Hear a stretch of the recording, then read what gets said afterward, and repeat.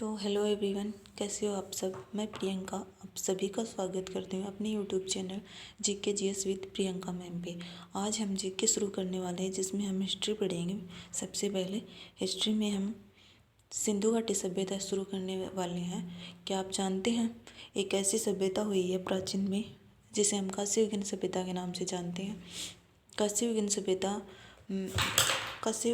के नाम से जानते हैं, जिसमें मतलब मकान जिस सभ्यता में मकान पक्की ईंटों से बने थे, नालियाँ बनी थी पक्की ईंटों से, वृहद स्नानागार पाए गए थे। वो पता कौन सी सभ्यता थी? सिंधु घाटी सभ्यता के नाम से जानते हैं उस सभ्यता को। और वो पाई गई थी जब रेलवे लाइन बिछ रही थी ना 1953 में। उस टाइम पे उस सभ्यता की खोज हुई। उस सभ्यता को सिंधु घाटी सभ्यता कहते हैं। और वो सभ्यता भारत, पाकिस्तान और अफ़गानिस्तान में 3 जगहों पे फैली हुई, 3 देशों में फैली हुई है, जो इस प्रकार है। सिंधु घाटी सभ्यता का कालक्रम 2400 ईसा से 1700 ईसा पूर्व तक माना जाता है।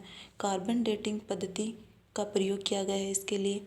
मतलब कार्बन डेटिंग पद्धति का प्रयोग करके सिंधु घाटी सभ्यता की खोज की गई थी।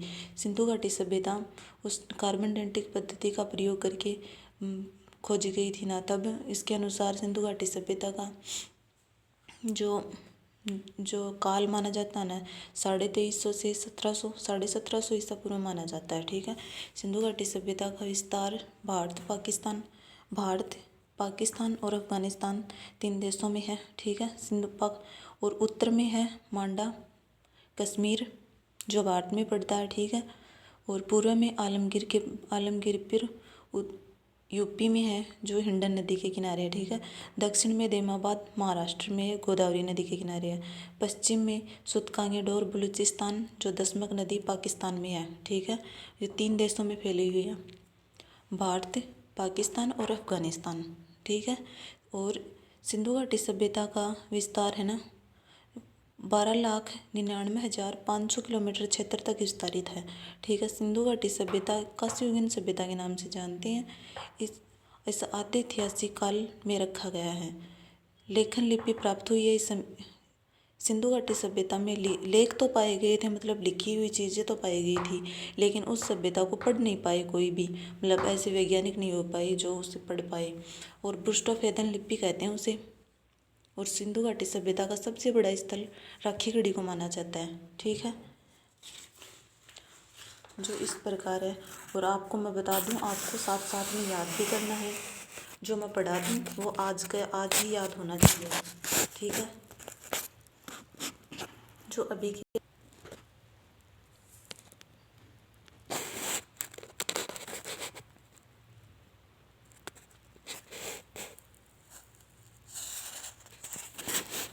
और अब हम सिंधु घाटी सभ्यता के प्रमुख स्थल पढ़ेंगे जो इस प्रकार है। पहला स्थल है, और जो मैं पढ़ा रही हूँ ना, मतलब जो आपकी स्क्रीन पे दिख रहा है आपको, वो आपको क्या करना है, स्क्रीनशॉट लेके रखना उसका और बाद में उसे रिवाइज करना है। ठीक है।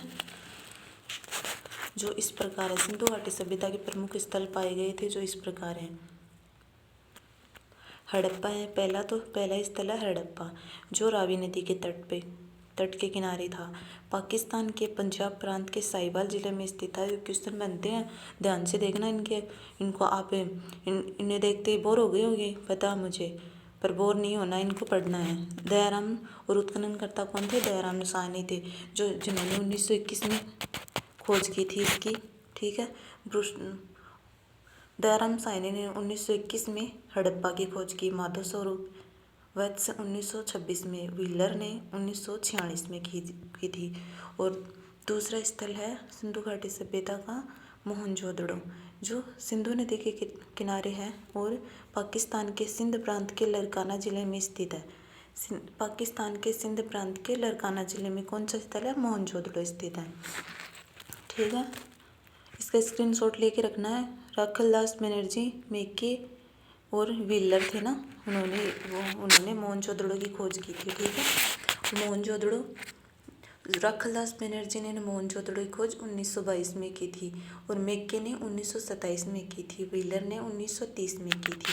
तीसरा स्थल आता है चहुंदड़ो, जो है सिंधु नदी के किनारे है। सिंध प्रांत पाकिस्तान और नवाब शाह जिले में स्थित है। इसकी खोज चौहदड़ों की खोज मैक्के ने 1925 में की थी और ANG मजूमदार ने 1931 में की थी। फिर आता आगे चौथा स्थल आता कालीबंगा। कालीबंगा में पता आपको इसका अर्थ, कालीबंगन का अर्थ क्या होता है? काले रंग की चूड़ियाँ। कालीबंगा का अर्थ होता है काले रंग की चूड़ियाँ, जो घग्गर नदी के किनारे स्थित है, ठीक है। और राजस्थान के हनुमानगढ़ जिले में क्या स्थित है? कालीबंगा स्थित है, ठीक है। अमलानंद घोष ने 1951 में खोज की थी। किसकी? कालीबंगा की खोज की थी। VA लाल ने और VK थापर ने 1961 में किसकी खोज की थी? कालीबंगा की। आगे आता पांचवा स्थल कोटदीजी। कोटदीजी आता जो सिंधु नदी के किनारे है। सिंध प्रांत का खेरपुर स्थान सिंध प्रांत का खेरपुर स्थान पर फजल अहमद ने 1953 में कोटदीजी की खोज की थी। आगे आता है रंगपुर, जो मादर नदी के किनारे है और गुजरात का काठियावाड़ जिले में रंगपुर स्थित है। गुजरात के काठियावाड़ जिले में क्या स्थित है? रंगपुर स्थित है, जो रंगनाथ राव ने 1953-54 में खोजा था। आगे आता रोपड़। रोपड़ आता है सतलज नदी के किनारे, जो है पंजाब का रोपड़ जिला, उसमें क्या स्थित है? रोपड़ स्थित है। और जगदत्त राव ने 1958 में इसकी खोज की थी। लोथलाता आगे, लोथलाता भोगवा नदी के किनारे, ठीक है।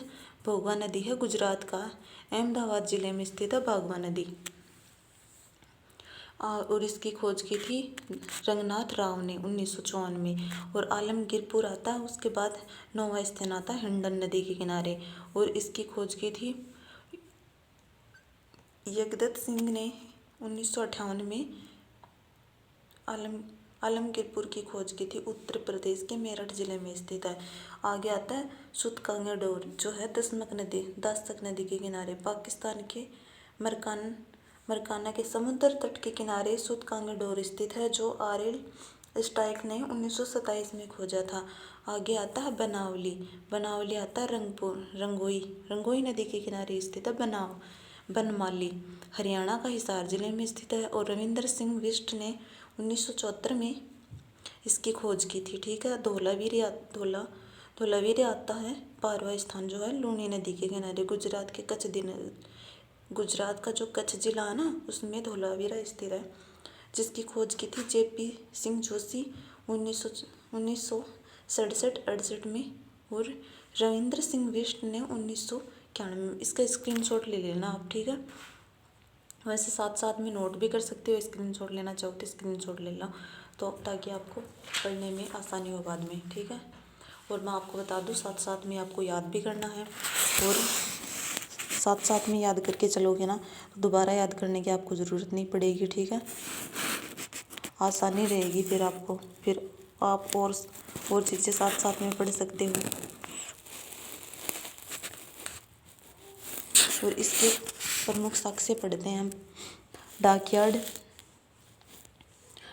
बंदरगाह है ना, वो लोथल में स्थित है। मतलब क्वेश्चन बनते हैं, सीधा क्वेश्चन बन जाते हैं। डाकयार्ड कहाँ पे, कौन से स्थल में स्थित है, और ये आ जाते हैं ऑप्शन आते हैं, लोथल आ जाता है, मोहनजोदड़ो, ये सब ऑप्शन आते हैं। और कांस्य की नर्तक की मूर्ति कहाँ? मोहनजोदड़ो में स्थित है। सूती कपड़ों के साक्ष्य मोहनजोदड़ो में पाए गए। विशाल स्नानागार मोहनजोदड़ो में पाया गया है, ठीक है। और जहाज के निशान मोहनजोदड़ो में। कांस्य का पैमाना मोहनजोदड़ो में। कुबड़ वाला बेल मोहनजोदड़ो में। पशुपति शिव की प्रतिमा मोहनजोदड़ो में। CR कब्रिस्तान मोहनजोदड़ो में। मातृ देवी की प्रतिमा हड़प्पा में पाई गई है, ठीक है। मन के बनाने के कारखाने चौहदड़ो में पाए गए। लकड़ी की नाली कालीबंगा में पाई गई है। काली मिट्टी की चूड़ियाँ कालीबंगा में। जुते हुए खेत के साक्ष्य कालीबंगा में। घोड़े के कंकाल सुतकांगेडोर में पाए गए हैं। अग्नि वेदिकाएँ लोथल में पाई गई हैं। चावल की खेती लोथल में पाई गई। गेहूं की खेती रंगपुर में। जौ की खेती बनावली में। इसका स्क्रीनशॉट लेना बहुत इंपॉर्टेंट आपके लिए, ठीक है। स्क्रीनशॉट लेके पढ़ना, ठीक है। और आगे आता है सिंधु घाटी सभ्यता का अंत। मतलब सिंधु घाटी सभ्यता का अंत कैसे हुआ था, वो है सिंधु घाटी सभ्यता, मतलब मैक्स मुलर के अनुसार है ना, सिंधु घाटी सभ्यता को आर्यों का आगमन हो गया था तब माना जाता है। बाल गंगाधर तिलक है ना, वो मानते सिंधु घाटी सभ्यता उत्तरी ध्रुव से, आर्य लोग उत्तरी ध्रुव से आए थे। आर्यों द्वारा भारत में उत्पन्न सिंधु प्रदेश का निर्माण किया गया। सिंधु प्रदेश, सिंधु तथा उसकी सहायक नदियाँ, सिंधु प्रदेश मतलब क्यों सुना जा, सिंधु प्रदेश किसे कहते हैं, सिंधु तथा उनकी सहायक नदियों के किनारे बसा हुआ स्थल सिंधु सिंधु प्रदेश है। सिंधु घाटी सभ्यता के पतन के अन्य कारण सिंधु घाटी सभ्यता के लोगों में राजनीतिकरण नहीं था। ठीक है। निरंतर प्राकृतिक आपदाओं के पतन, मतलब सिंधु घाटी सभ्यता का अंत का कारण प्राकृतिक आपदाएं, मतलब बाढ़ आना, जलमार्ग परिवर्तन, भूकंप आना, ये सब में मानते कि भी ये आ गए थे ना, तो सिंधु घाटी सभ्यता का अंत हो गया था। सिंधु घाटी सभ्यता का अगला अंत का कारण मानते हैं। इस प्रकार 1750 ईस्वी में धीरे धीरे सिंधु घाटी सभ्यता समाप्त हो गई तथा वैदिक सभ्यता का आगमन हो गया। सिंधु घाटी सभ्यता का अंत का एक कारण ये भी मानते हैं कि वैदिक सभ्यता का आगमन हो गया था। तो इस प्रकार हमने ये पढ़ लिया पूरा। तो आगे आपको इसको याद भी करना है। और आपको एक बात बता दूं, अगर आपको वीडियो अच्छा लगा हो तो लाइक, शेयर और सब्सक्राइब ज़रूर करना। और ठीक है, और वीडियो में कुछ कमी हो तो वो कमेंट करके बताना है। अगर अच्छा लगा हो तो भी कमेंट करके बताना है। और वीडियो को ज़्यादा से ज़्यादा शेयर करना। अगर आप इसी प्रकार की वीडियो और चाहते हो तो कमेंट करके ज़रूर बताना, आपको और मिल जाएगी। और इसके अगले मतलब आगे पढ़ेंगे हम, दूसरी सभ्यता है वैदिक सभ्यता पढ़ेंगे। इसके बाद वैदिक सभ्यता की पढ़ने से पहले इस सभ्यता के हम 5 क्वेश्चन डिस्कस करेंगे जो आपको पढ़ के आने हैं। ठीक है, 5 क्वेश्चन पूछे जाएंगे जो प्रीवियस ईयर में आए हैं। ठीक है, वो पूछेंगे। बस इतना ही आज के लिए काफ़ी है। ठीक है, धन्यवाद। और चैनल को लाइक, शेयर और सब्सक्राइब ज़रूर करना। Thank you.